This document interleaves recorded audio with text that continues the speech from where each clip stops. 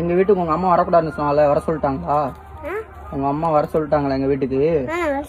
எப்படி சொன்னாங்கப்பா? நீ போ வீட்டுக்கு, வீட்டுக்கு. சரியா? சரிம்மா நான் போறேன் அப்படின்னு சொன்னேன். எப்படி சொன்ன? அம்மா நான் இங்க போவா சித்தப்பா வீட்டுக்கு அப்படின்னு சொன்னேன். சரி சரி போ போ போ அப்படின்னு சொல்லிட்டாங்க. சரி போ போ போன்னு எப்படி சொல்லிட்டாங்களா? அப்படி சொன்னாங்களா? என்கிட்ட சொல்லவே இல்லை சித்தப்பாட்டா.